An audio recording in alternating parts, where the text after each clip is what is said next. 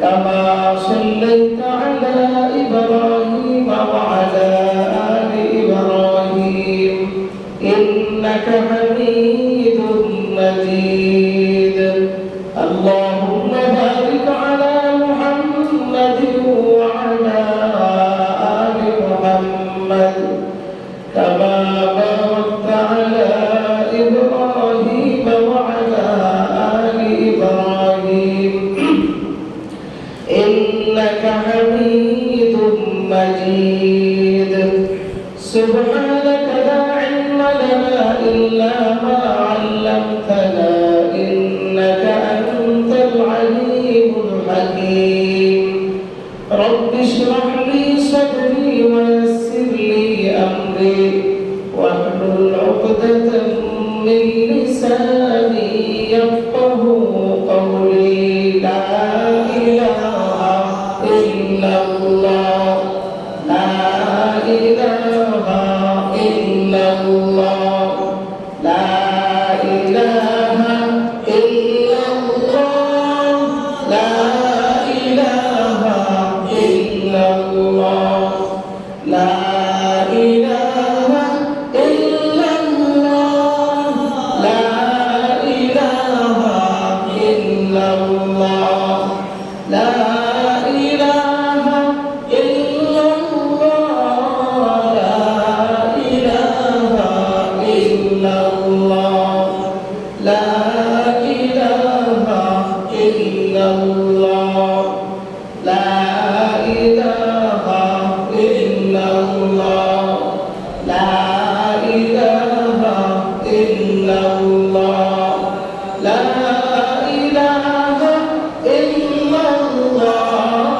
لا إله إلا الله زمین میرے لیے ہے آسمان میرے لیے زمین میرے لیے ہے آسمان میرے لیے اور ہے مصروف خدمت کل جہاں میرے لیے لا إله إلا الله لا إله إلا الله لا إله إلا الله لا إله إلا الله محمد رسول الله صلى الله عليه وسلم الحمد لله الله رب العالمين দরবারে লাখ কোটি শুকর ও সুজুদ যে মহান দয়াময় রব্বুল আলামিন আপনি আমাদেরকে জুমার নামাজ আদায়ের লক্ষ্যে আল্লাহ তাআলার ঘর তথা মসজিদে আশরার বসার ইবাদত করার সুযোগ দান করে দিয়েছেন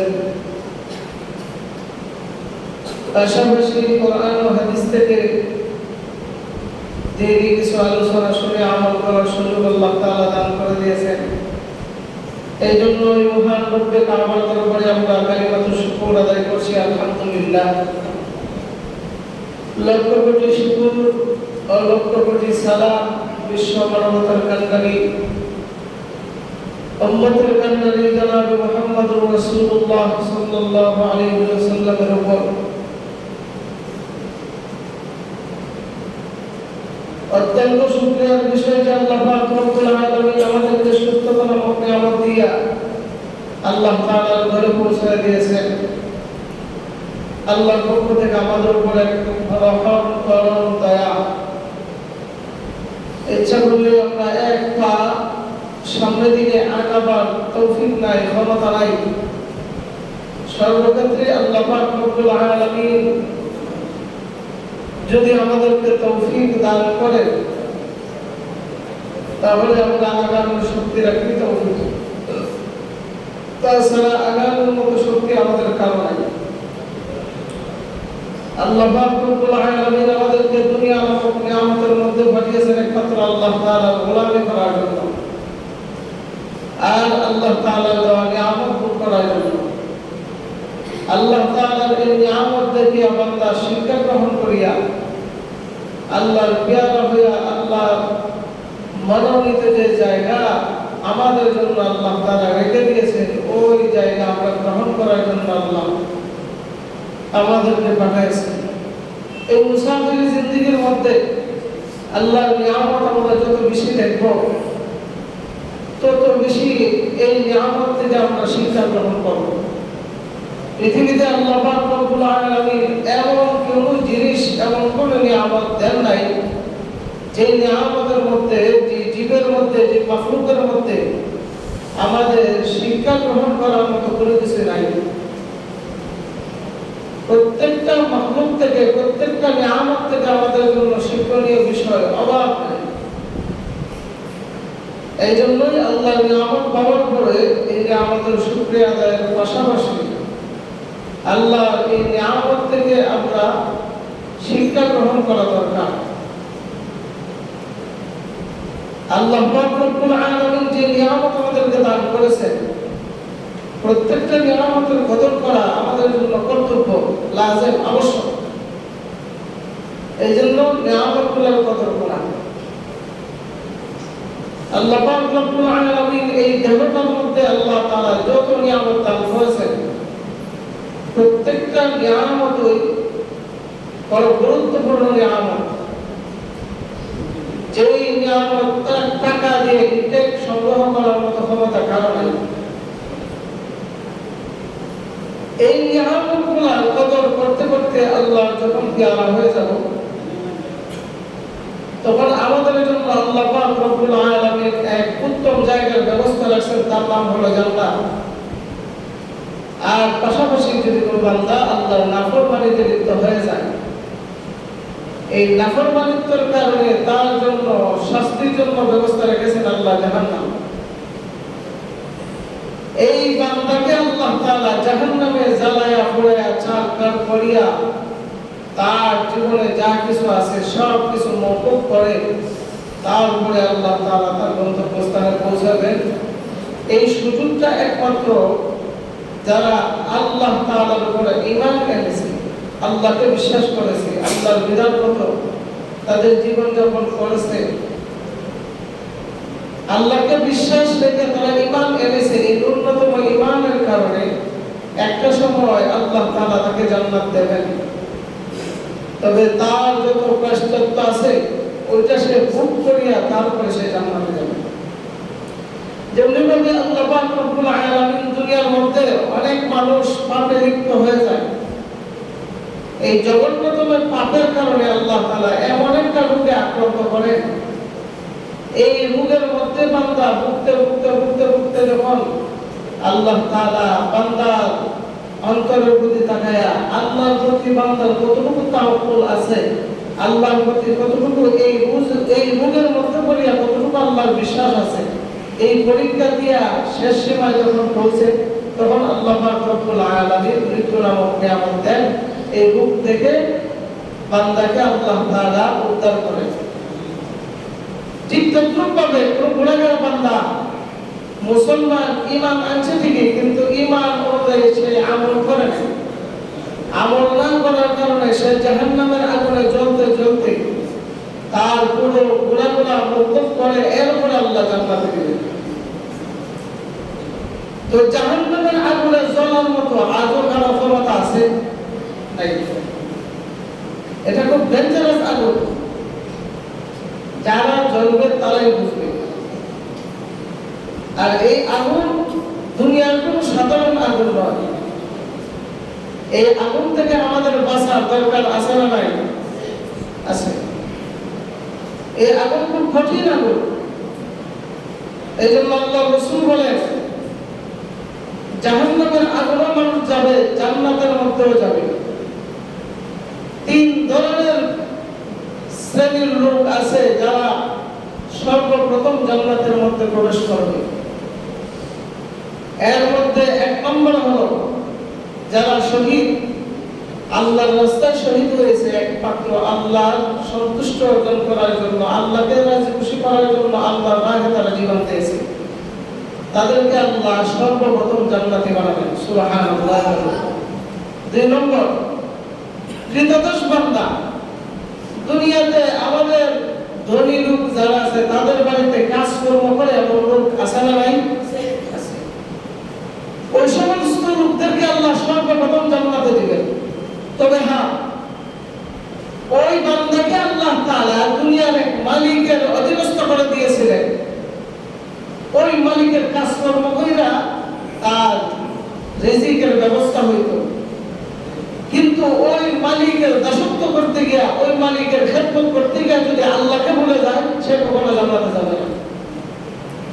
ওই মালিকের গোলামি করছে ঠিকই, কাজকর্ম করছে ঠিকই, কথা বলো না, কথা বলো না।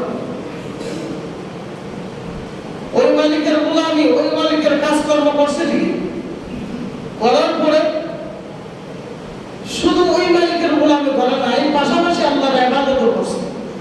অর্থাৎ দুইটাই সম্মান রাখছে। রাখার কারণে আল্লাহ তার উপর সন্তুষ্টি অর্জন করেছে। আল্লাহর উপর সন্তুষ্ট অর্জন করার কারণে আল্লাহ তাকে সর্বপ্রথম জান্নাতে দিবেন। সুবহানাল্লাহ। 3 নম্বর হলো অসহায়, দুর্বল, অধিক সন্তানের অধিকারী।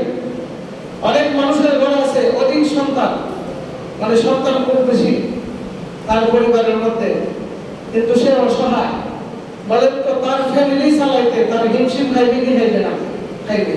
তার সন্তান অনেক বেশি, রুজি রোজগার করতে, কইরাই না খাওয়া দাওয়া চলা খুব তার জন্য কষ্ট। পাশাপাশি সে এই কষ্টের মধ্যে তাকে আল্লাহকে বলে নাই।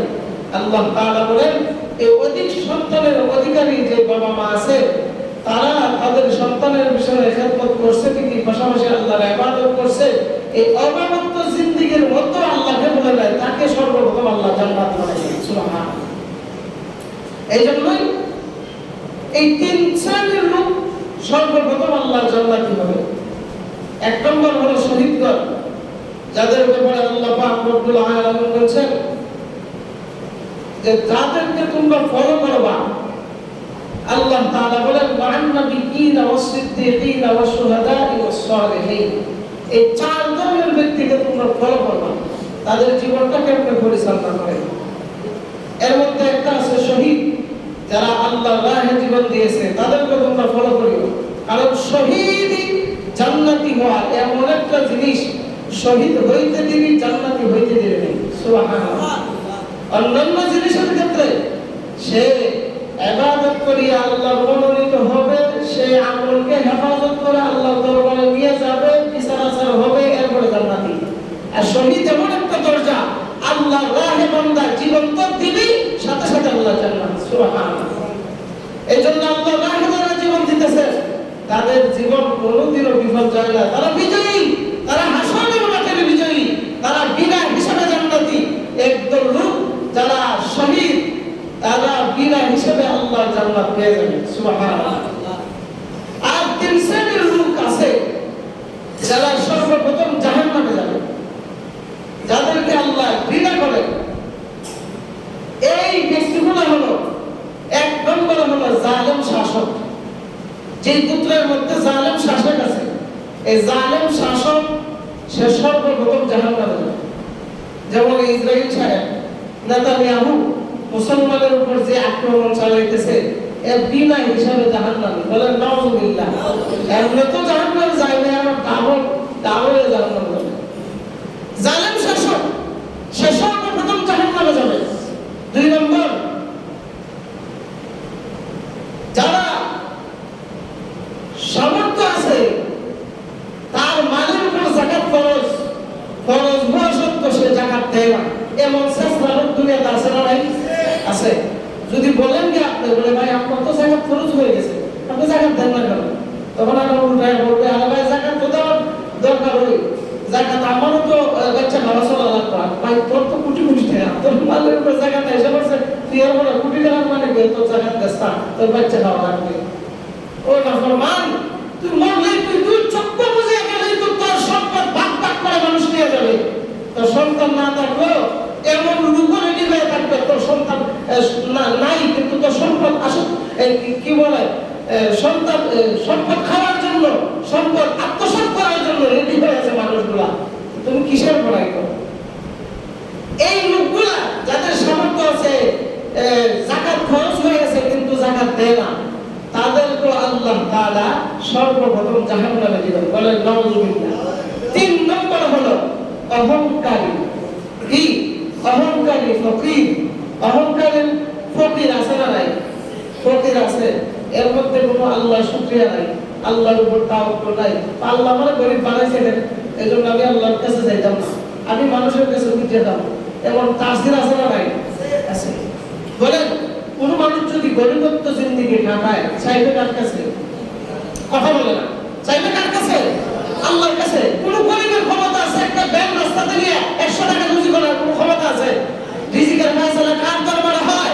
আল্লাহর দরবারে হয়। যখন সকালবেলা তুমি ভ্যান নিয়ে বের হও, মিয়া ঠেলা গাড়ি নিয়ে বের হও, সেলফি নিয়ে বের হও, বিভিন্ন গাড়ি নিয়ে বের হও, কুদাল টুকরি নিয়ে যখন বের হও, আল্লাহর দরবারে তোমার রিজিক লেখা হয়। এতদিন তুমি এত টাকা রুজি করো না, তুমি আল্লাহর উপর তাওয়াক্কুল না করিয়া মানুষের উপর তাওয়াক্কুল করে বাইরে হও। আল্লাহর কসম 100 টাকা যদি রুজি করো, মুহূর্তের ভিতরে, সেকেন্ডের ভিতরে শেষ হয়ে যাবে।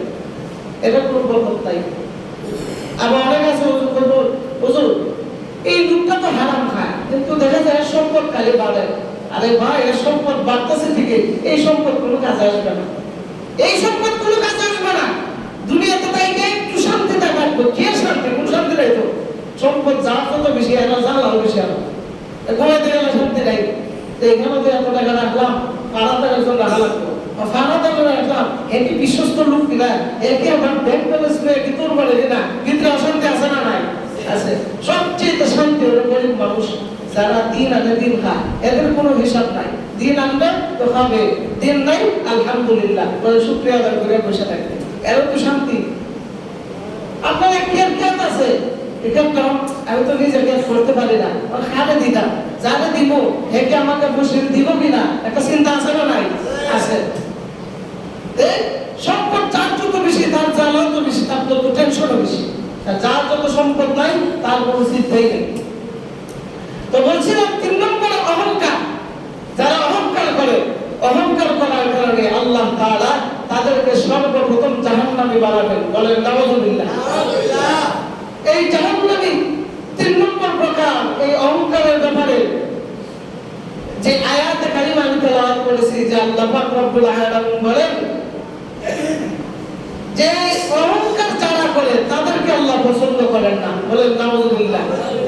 অহংকার যারা আছে তাদেরকে আল্লাহ পছন্দ করেন না। তাদের ব্যাপারে আল্লাহ পাক রব্বুল আলামিন বলেন যে তারা দুনিয়াতে চলার ক্ষেত্রে ন্যূনতম একটা সরিষার দানা পরিমাণ যদি তার ভিতরে যদি অহংকার থাকে, কিবির থাকে, আল্লাহর রাসূল বলেন সে কখনো জান্নাতে প্রবেশ করবে না। বলেন নাউযুবিল্লাহ। আল্লাহর রাসূল হাদিসের মধ্যে বলেন قال رسول الله صلى الله عليه وسلم لا يدخل الجنة من كان في قلبه مثقال حبة من خردل من كبر। আল্লাহর রাসূল বলেন কারো অন্তরের ভিতরে যদি, কারো কলবের ভিতরে যদি সরিষার দানা পরিমাণ যদি একটু অহংকার থাকে, কিবির থাকে, আল্লাহর কসম করে বলি ওই ব্যক্তি কখনো জান্নাতে প্রবেশ করবে না। বলেন নাউযুবিল্লাহ। তাহলে অহংকার করা ভালো না খারাপ? আরো জোরে বলেন। আল্লাহর রাসূল বলেন শুধু তাই নয়, আল্লাহ তাআলার দরবারে কিয়ামত ব্যক্তি যারা আছে তাদেরকে আল্লাহ পাক রব্বুল আলামিন পরিচয় দিতেছেন। আল্লাহ তাআলা বলেন 3 শ্রেণীর মানুষ যারা আছে তাদেরকে আল্লাহ তাআলা ঘৃণা করেন। বলেন নাউযুবিল্লাহ। আরো জোরে বলেন নাউযুবিল্লাহ। এক নম্বর হলো তিনি হলো ফাসিক, তাদেরকে আল্লাহ তাআলা ঘৃণা করেন। যারা বৃদ্ধ হওয়ার পর, বয়স্ক হওয়ার পর ফাসিকি করে।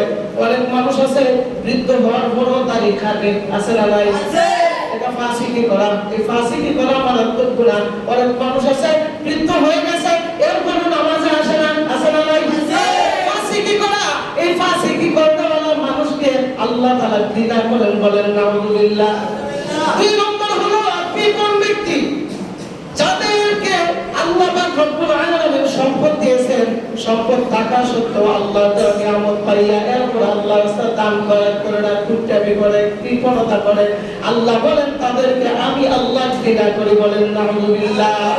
3 নম্বর হলো অহংকার ব্যক্তি, যে অহংকার করে, অহংকার করার কারণে আমি আল্লাহ পাক রব্বুল আলামিন তাদেরকে ঘৃণা করি। বলেন নাউযুবিল্লাহ। আর 3 ধরনের ব্যক্তি আছে যাদেরকে আমার আল্লাহ স্বয়ং মহব্বত করে। সুবহানাল্লাহ। 3 ধরনের ব্যক্তিকে আল্লাহ মহব্বত করে। 1 নম্বর হলো মুত্তাকি, পরহেজগার বান্দাকে আল্লাহ পাক রব্বুল আলামিন বেশি মহব্বত করে। তবে ওই মুত্তাকিরা যদি যুবক হয় আল্লাহ আরো বেশি ভালোবাসে।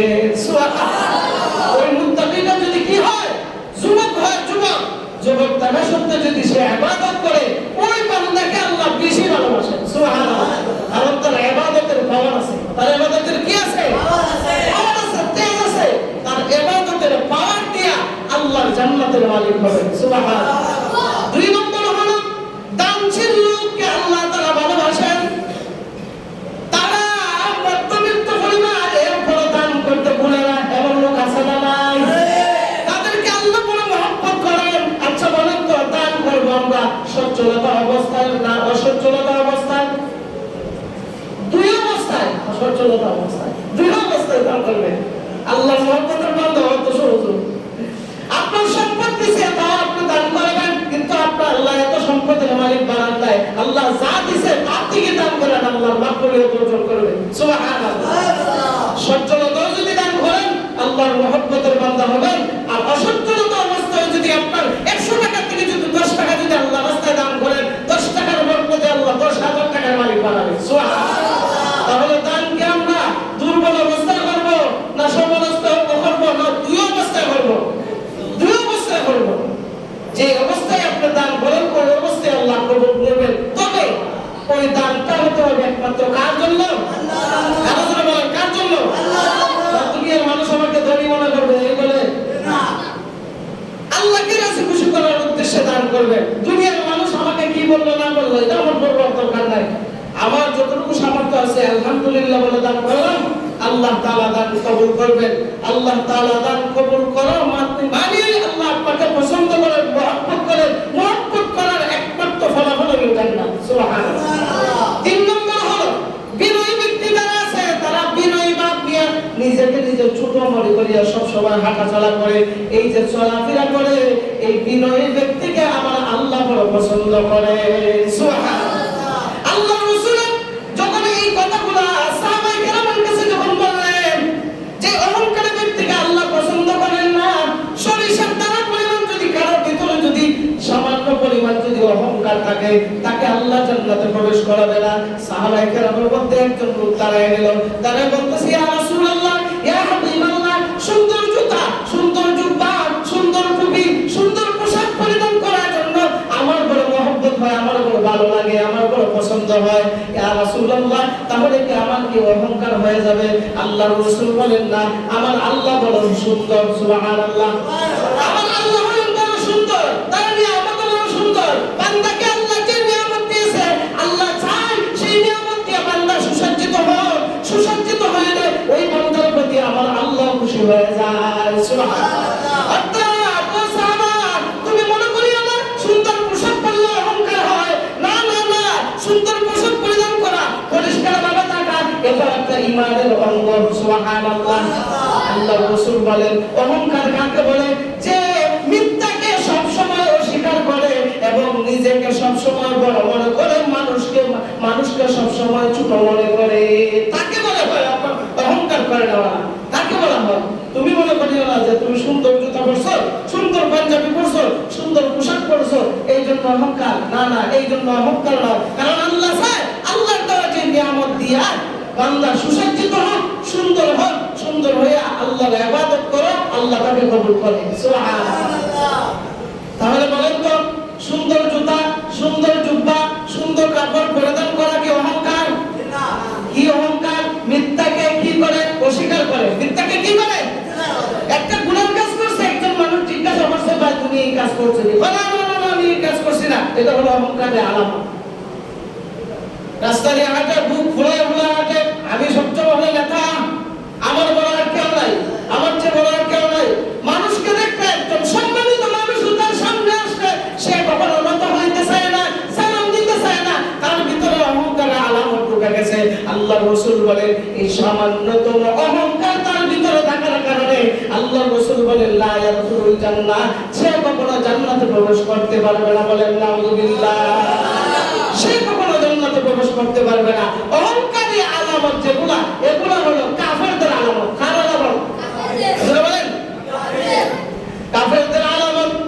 আল্লাহ রাসূলের হাদিসের মধ্যে বলেন মা তাওয়াদা রাজুলুন লিল্লাহি ইল্লা রাফাহুল্লাহ, যে ব্যক্তি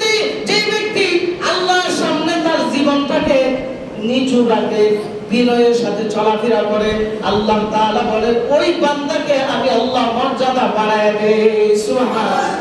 যে আল্লাহর সামনে নিজেকে ছোট রাখে, বিনয়ী ভাব নিয়ে চলাফেরা করে, তাকে আল্লাহ কি করেন? মর্যাদা বাড়ায় দেন। কি করেন? মর্যাদা বাড়ায় দেন। আল্লাহর সঙ্গে আপনি যত বিনয়ী ভাব নিয়ে থাকবেন, আল্লাহ তাআলা সমাজে, রাষ্ট্রে, মহল্লায়, বাড়িঘরে আপনার ইজ্জত সম্মান আল্লাহ বৃদ্ধি করে দেবেন। সুবহানাল্লাহ। বৃদ্ধি করে দেবেন। এই জন্য নিজেকে ছোট মনে করেন, শান্তি মনোভাব নিয়ে চলাফেরা করা। কারণ নিজেকে যদি আপনি ছোট মনে নিয়ে যদি চলাফেরা করতে পারেন, তাহলে আল্লাহ পাক রব্বুল আলামিন আপনাকে ইজ্জত সম্মান বাড়ায় দেবেন। আল্লাহ তাআলা বলেন আমার মুহাব্বতের বান্দারা যারা আছে তারা সদা সর্বদাই বিনয়ী ভাবে চলাফেরা করে, বলেন সুবহানাল্লাহ। আল্লাহ তাআলা কোরআনের মধ্যে বলেন ওয়া ইবাদুর রাহমানিল্লাযীনা ইয়ামশুনা আলাল আরদি হাওলা ওয়া ইযা খাতাবাহুমুল জাহিলুনা ক্বালু সালামা। আল্লাহু আকবার বলেন। আল্লাহ তাআলা বলেন আমার মুহাব্বতের বান্দারা যারা আছে তারা জমিনের মধ্যে যখন হাঁটে, বিনয়ী ভাব নিয়ে হাঁটে, নিজ দিকে তাকায় তাকায় হাঁটে, হিসাব করে করে হাঁটে। আমার যে জিন্দেগিটা যে পরিচালনা আমি করতেছি, এই যে কদমগুলো লাগাইতেছি, এই কদমগুলো আর কখনো ফিরে আসবে না। আমার যে মিনিটগুলো যাইতেছে, সেকেন্ডগুলো যাইতেছে, ঘন্টাগুলো যাইতেছে, এগুলো আর ফিরে আসবে না। এগুলো সে গণনা করে করে চলে, গণনা করে করে চলে। আবার যখন শয়তানের আক্রমণের মাধ্যমে কোন বান্দা তাকে বিচ্যুত করার জন্য যখন চেষ্টা করে, তখন ওই বান্দা সাথে সাথে বলে ওয়া ইবাদুর রাহমানিল্লাযীনা ইয়ামশুনা আলাল আরদি হাওলা ওয়া ইযা খাতাবাহুমুল জাহিলুনা ক্বালু সালামা। সুবহানাল্লাহ। কোন জাহিল ব্যক্তি যখন তাকে গ্রাস করার জন্য, তাকে বিচ্যুত করার জন্য যখন আসে, তখন সাথে সাথে বলে ক্বালু সালামা, আসসালামু আলাইকুম বলিয়া সে আস্তে করে সরে যায়। সুবহানাল্লাহ। এটা হলো আল্লাহর মুহাব্বতের বান্দারা যারা আছে তাদের একটা আলামত। কোন মানুষ যদি তাদেরকে বেইজ্জত করার চেষ্টা করে, তখন সে আর কথা না বলে ঠিক আছে ভাই আসসালামু আলাইকুম চলে যায়। এটা হলো মুহাব্বতের বান্দাদের গুণ। কেন? সে রাগকে হজম করে ফেলেছে। রাগকে হজম করার কারণে আল্লাহ দরবারে তার মর্যাদা কত বেড়ে গেছে। সুবহানাল্লাহ। আফসোসের বিষয়, রাগকে কন্ট্রোল করবে তো দূরের কথা, যেই বাবা যেই মা এত কষ্ট করে লালন পালন করতেছে আজকে ছেলে সন্তানকে, ওই ছেলে সন্তানের কেমনে তার বাবা মার গলায় করে ছুরি চালায়। নাউজুবিল্লাহ। গলায় ছুরি চালায় দেয়। এই গতকালকের ঘটনা দেখা, একটা সন্তান তার বৃদ্ধ বাবাকে ক্ষেত কামারে কাজ করতে গেছে, ক্ষেতের আইলের মধ্যে গলায় জবাই করে ফেলছে। বলেন নাউজুবিল্লাহ। কেন জানেন? সন্তান অবৈধ ভালোবাসা করছে। বলেন নাউজুবিল্লাহ। বাবা ওই জায়গার মধ্যে রাজি না হওয়ার কারণে বাবার জবাই করে ফেলছে। নাউজুবিল্লাহ। কত বড় নিষ্ঠুর সন্তান, চিন্তা করছে? কত বড় নিষ্ঠুর সন্তান। ও ভাই, তুমি তো তোমার বাবারে জবাই করে ফেললা। আল্লাহর কসম করে বলি, যে নারীর জন্য বাবাকে জবাই করলা, ওই নারী আপনাকে এক সেকেন্ড শান্তি দিবে না। কারণ ওই নারী বিবাহ হয়ে ঘরে যাওয়ার পরে যখন ওই নারীর সঙ্গে যখন আপনার কথোপকথন হবে, কোনো এক পর্যায়ে যখন ঝগড়া বিবাদ হবে, তখন ওই নারী তোমাকে বলবে যে তুমি আমার রক্ষা করতে গিয়ে, আমার হইতে গিয়ে তোমার বাবারে তুমি জবাই করে ফেলছো, তুমি আজকে আমার সঙ্গে মারামারি কাটাকাটি করবা তো এটা কোনো সন্দেহ নেই। কারণ তোমার বাবাকে যেই জায়গায় তুমি মাইরা ফেলাইতে পারো, আর ওই জায়গার মধ্যে তুমি আমার আস্ত রাখবা।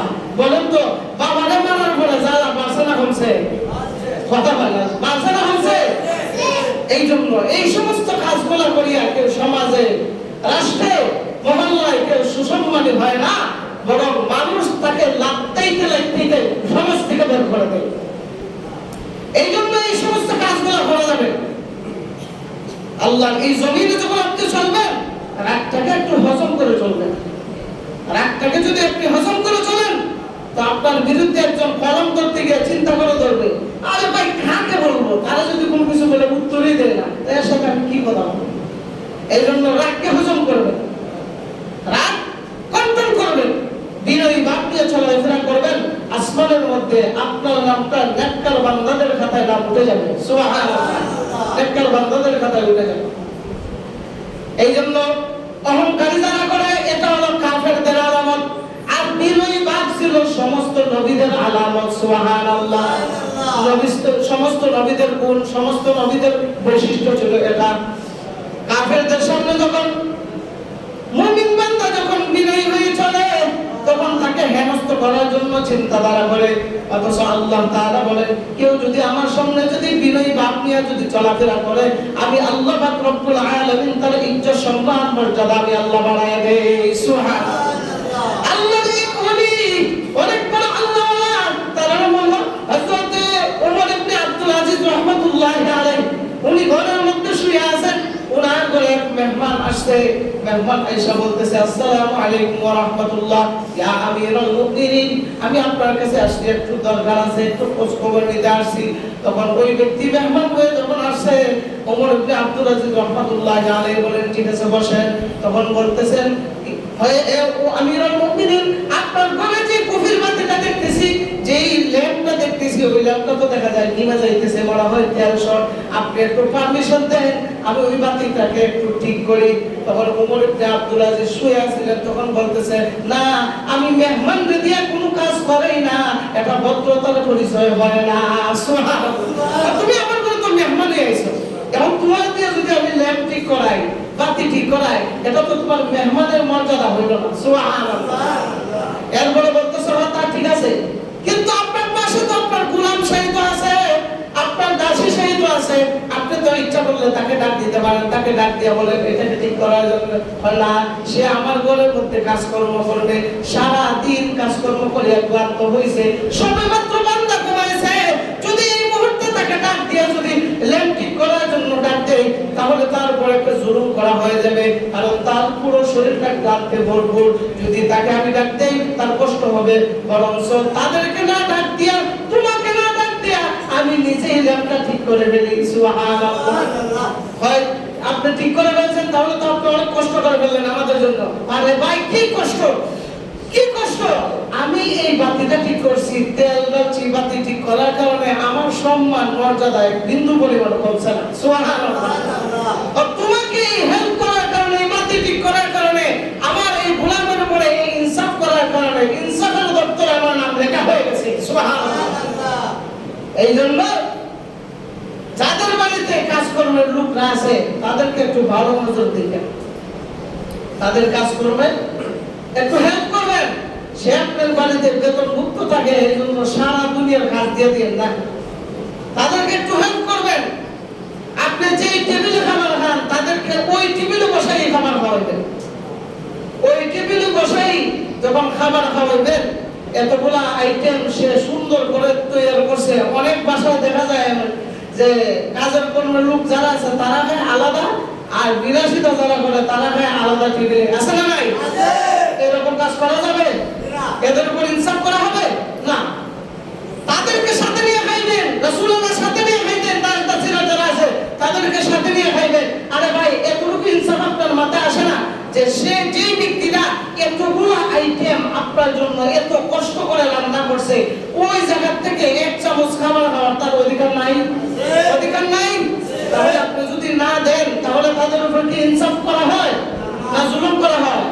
জুলুম করা হয়। এজন্য তাদের উপর ইনসাফ করবেন। কারণ দাসদাসী যারা আছে, যারা মালিকের, দুনিয়ার মালিকের অধীনস্থ, তারা যখন আপনার খেদমত করবে, পাশাপাশি যখন আল্লাহর রাহে তাদের জীবনটাকে পরিচালিত করবে, তাদের আল্লাহর ইবাদতের মাধ্যমে তাদের জীবন পরিচালিত করবে, আল্লাহ পাক রব্বুল আলামিন সর্বপ্রথম যে শ্রেণীর লোকদের জান্নাতে দিবে, এর মধ্যে একজন হলো তারা। সুবহানাল্লাহ। এইজন্য তাদেরকে মহব্বত করার দরকার আছে না নাই? বিনয়ী ভাব কাদের? কাফেরদের। কাদের? কাদের বৈশিষ্ট্য? কাফেরদের। আর বিনয়ী ভাব না অহংকার, অহংকারী ভাব কাদের বৈশিষ্ট্য? কাফেরদের। আর বিনয়ী ভাব কাদের? রাসূলের বৈশিষ্ট্য। বলেন, আল্লাহর রাসূলের জিন্দেগি মোতাবেক আমাদের জিন্দেগি পরিচালনা করার দরকার আছে না নাই? আল্লাহর রাসূলের জিন্দেগি কি অহংকারী ছিল না বিনয়ী ছিল? আল্লাহর রাসূল আল্লাহর কাছে দোয়া করতেন, আল্লাহ তুমি আমার চোখে তুমি আমাকে ছোট বানায় দাও, আর মানুষের চোখে তুমি আমাকে বড় বানায় দাও। সুবহানাল্লাহ। বলেন, মানুষের চোখে আল্লাহর রাসূল বড় ছিলেন কি ছিলেন না? কথা বলেন না। মানুষের চোখে আল্লাহর রাসূল বড় ছিলেন না? আল্লাহর রাসূলের চেয়ে বড়